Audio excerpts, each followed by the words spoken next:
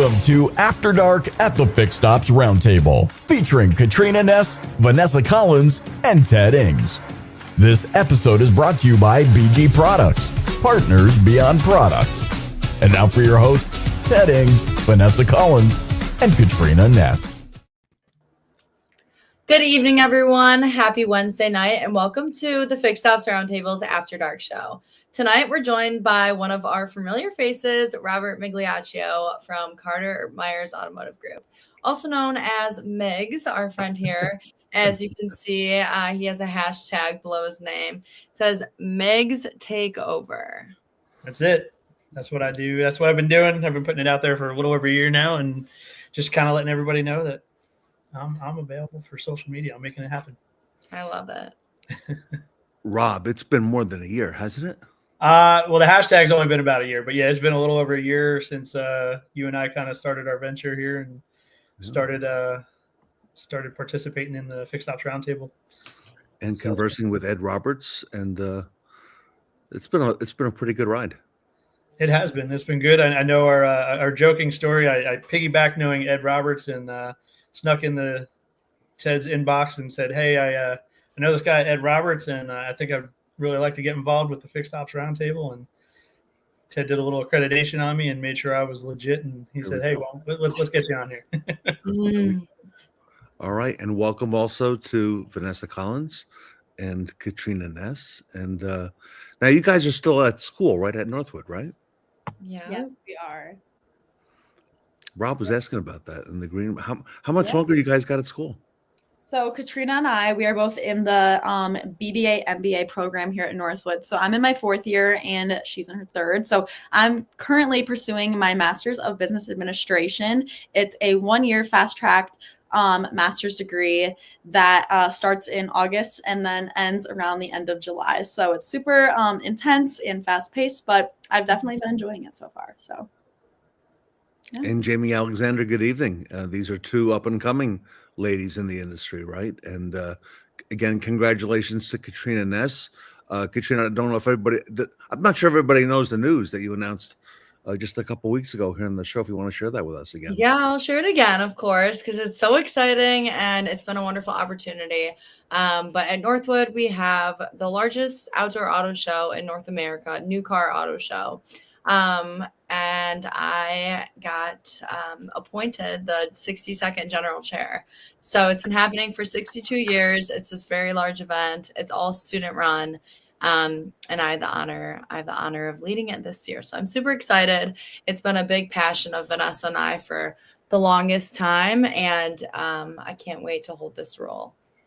So this is the 62nd annual International Auto Show. This is the big show that happens in October, right? Yes, it is. Yeah, it's where we met you, Ted. Yep, it is.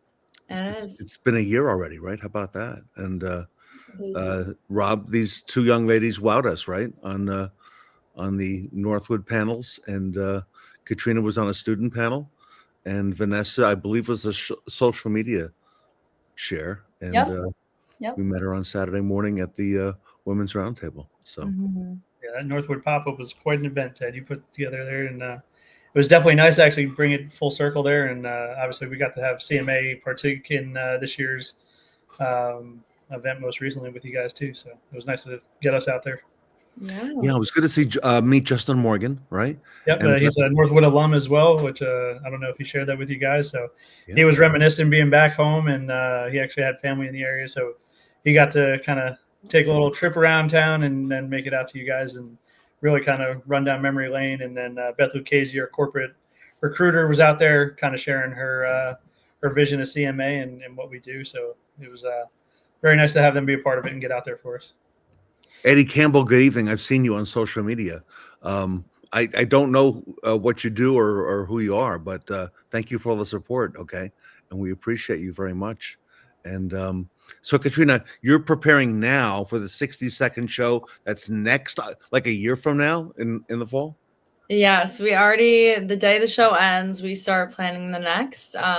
So right now I'm building my board. I've had interviews from every hour of the day for this whole week, and I have them till Friday. So a lot of e-board interviews, had a lot of amazing potential interviewees that I got to, work with and see if they're fit for the board. So it's been amazing because there is a lot of great potential that is there. So it's exciting because I have a strong feeling about this year and about this board. So it's been So, fun. like in the past, like Vanessa would be interviewed, right, by someone like you as the general chair?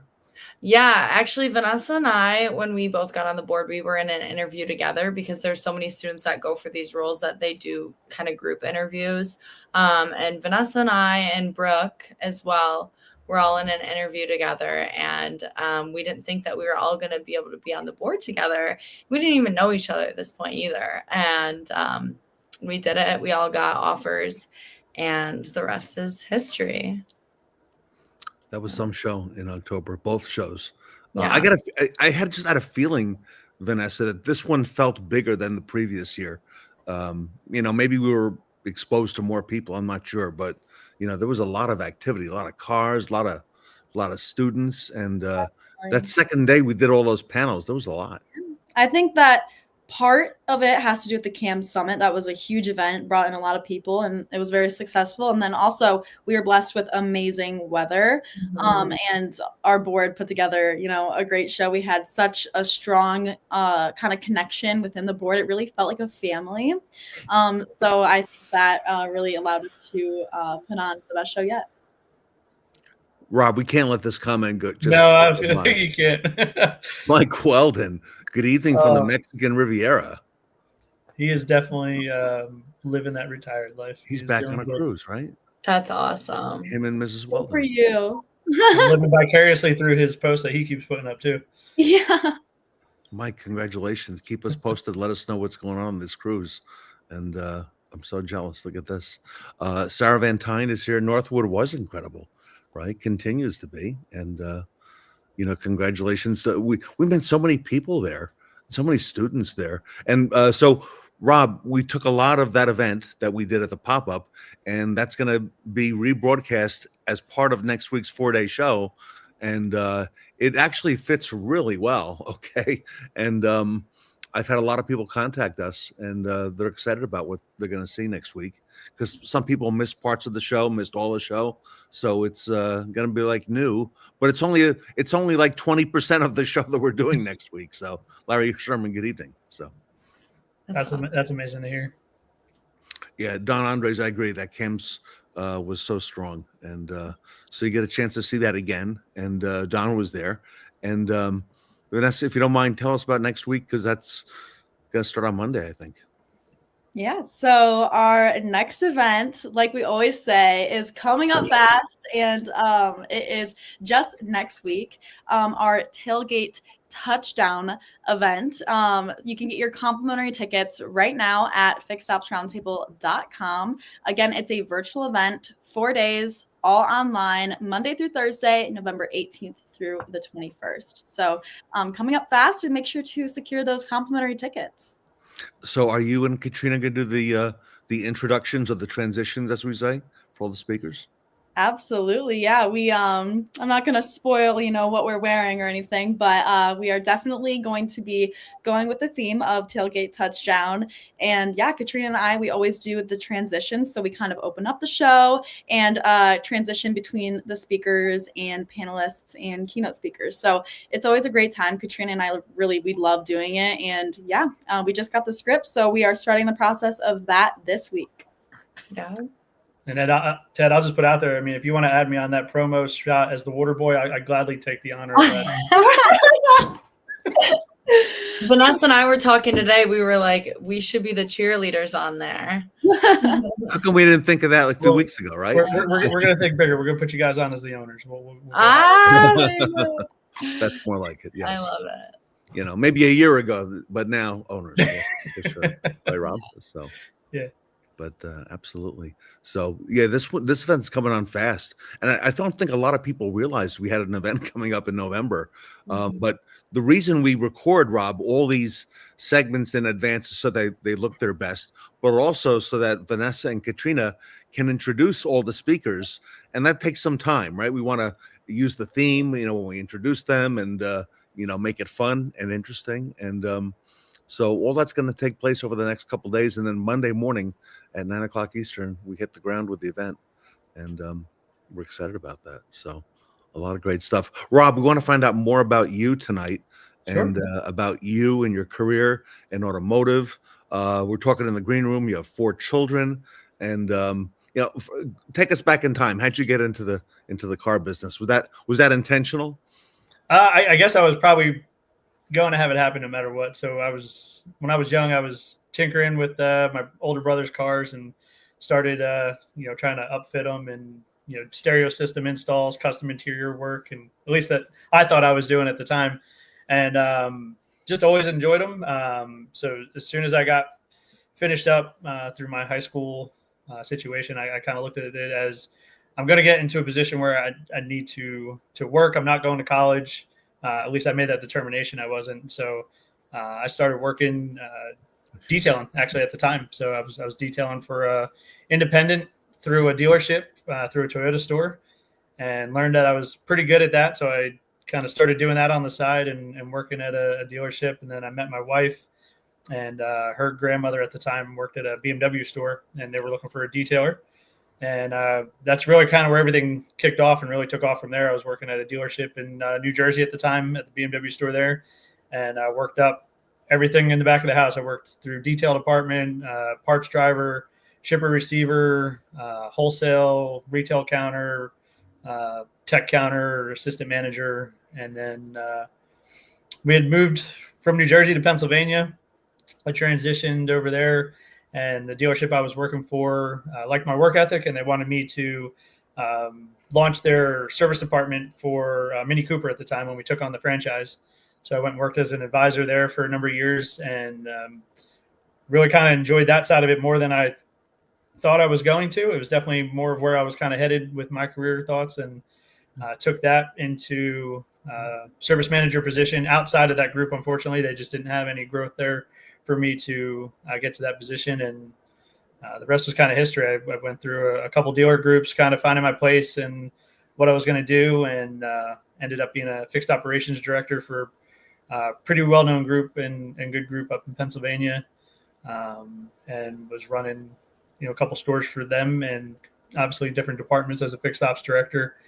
And that's right around the time I met you, Ted. And then we started kind of talking. Shortly thereafter is when we kind of really connected, and I had made the move down to CMA in Virginia. We were just kind of looking for a little bit of a change out here. We kind of moved ourselves away from everything, whole different atmosphere of people, life. What town in Jersey, or what part of New Jersey were you in? So the dealership I worked at was in Lebanon, New Jersey. So I was in northwestern New Jersey. Oh, yeah. And Sure. and then we moved just over the border into Pennsylvania from thereafter. Yeah. So, Rob, how do you think your past experiences shuffling through all these different departments and doing different things have helped guide you to where you are today in your current role?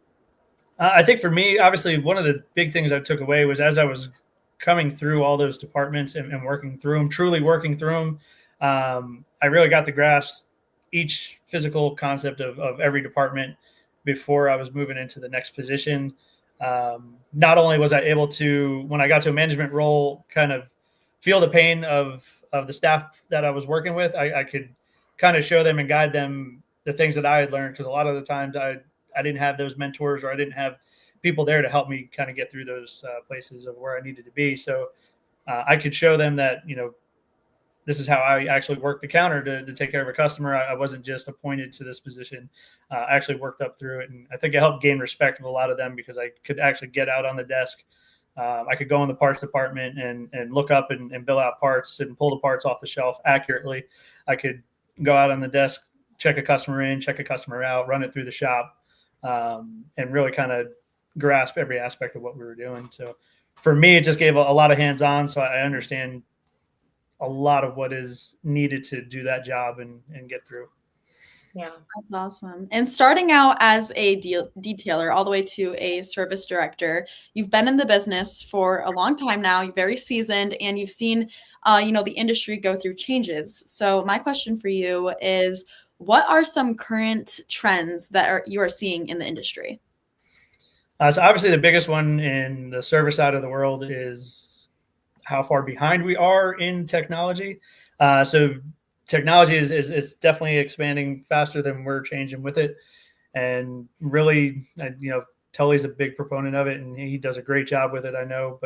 And then Ed and their 2 roles, I think the mobile and the video is kind of the biggest thing that we have going on right now in the automotive industry. And sadly, like I said, we're so far behind, because if you look at outside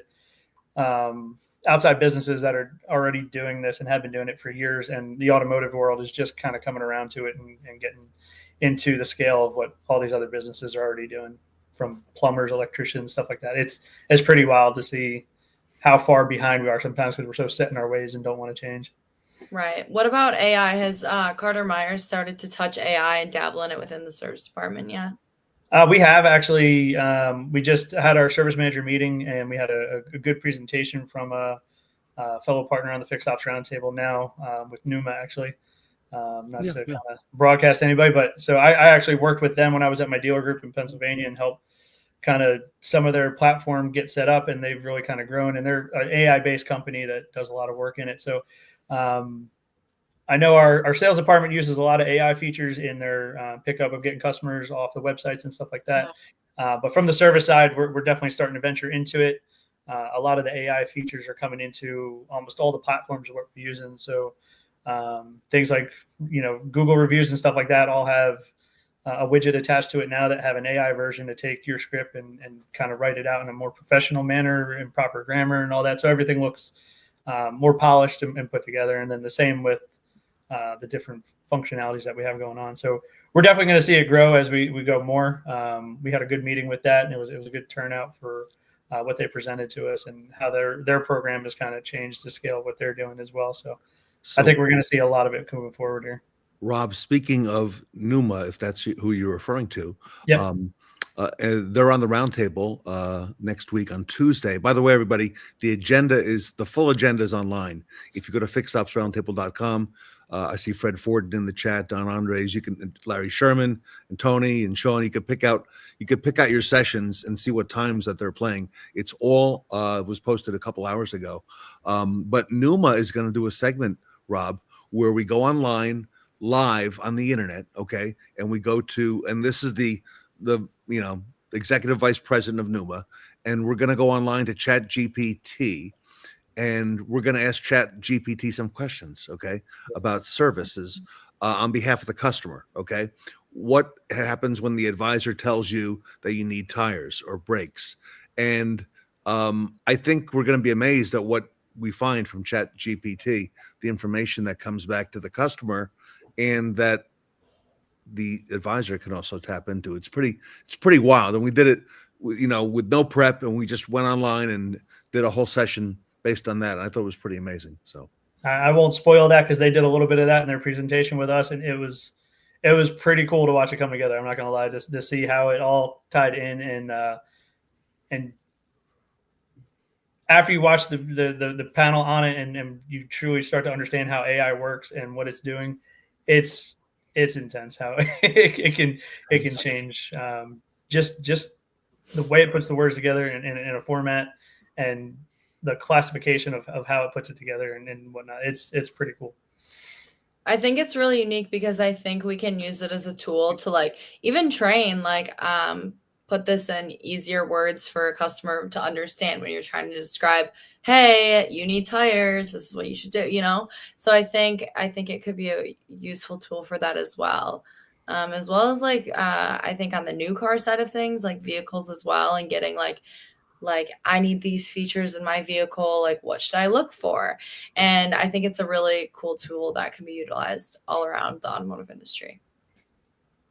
No, I definitely see that actually as a consumer base, like you said, because I can see a customer starting to use that as we get into this long term, as the years progress on. A customer just saying, I want a vehicle that has these features, this functionality, this many seats, and it's going to populate the cars that fit that database for you, instead of trying to do the research on each brand independently. It's just going to bring them right to the forefront for you. So right. I definitely see that being the next level of what it's going to get involved with.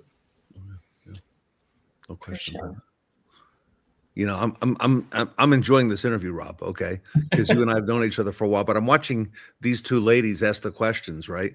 And I'm just sitting back in awe, admiring how poised they are and how confident they are about automotive, and they've really done an amazing job in the last year. So I'm very proud of them. So.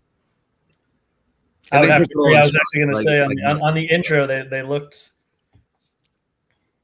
like such young women. Right. I noticed that. One of us here as this is transitioned on. So no, kudos to both of you. You've done a great job, and it's awesome to see. And as you know, and we talked about in the back in the green room, just having more women in the industry, kind of wanting to be part of the industry is huge. So keep it up, keep pushing, keep growing us. So, guys, on March 12th, when we go to the Nilo company for a pop-up event, you'll meet Larry Sherman. And Larry is the parts manager at JLR Sacramento and does a great job. That's a fantastic facility, Larry, you've got there. And he works with Tully. And, that should be a pretty amazing time, too. Yeah, and we can't wait either. So that should be a lot of fun. That's awesome. Tony Owens, of course. By the way, that young tech panel we did with Tony, that was a lot of fun last week. Tell us about that, because we changed it up. We've never done something like we did last week. That was incredible. I don't know if the ladies know about it or not, but we switched the seats in the panel, so little sneak peek on it as it comes about. We brought the young techs to the panel this time, and then Jeremy actually asked us to switch roles. So we got up, moved to the back, and let the technicians sit front and center, and they ran the whole panel. So none of us were part of that, which was huge. And to see the way they all interacted, it was a great panel to put together. That's so unique. I'm excited to watch it. And they asked questions of each other, and that was fascinating. Okay. The tech that you brought there as well, and the tech Richard Lupo brought, and Jeremy, I think, had 2 or 3, and Tony Owens was it was like a Hollywood Squares. Tony was right in the middle, right? So, and he showed up. He wasn't able to get anybody on, but he showed up and supported, and he always gives a great viewpoint. And I think he wanted to, but I think I know he wanted to. Yeah, I know he wanted to. I think he wasn't able to get anybody in time, but I know he wanted to. But it worked out really well. So it did.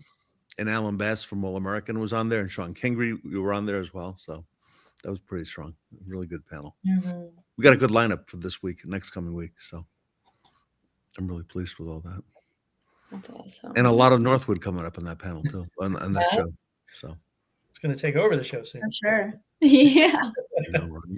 I mean, especially with the future generations, I think we can get Northwood and the students graduating even a lot more involved in the Fixed Ops Roundtable, bringing them into the industry and getting them to speak on panels like this as well is awesome. Yeah. And speaking of future generations, on Monday, we spent a lot of the time with Tom talking about kind of his approach to training and development within the service team. So I kind of wanted to ask you, what's your approach with that in your service department? Absolutely. I mean, it's, and I know why Tom does it as much as we do and whatnot. It's an area where we're kind of really struggling, I think, as a business, just in the automotive sector specifically, is with the technicians, whether it's male or female.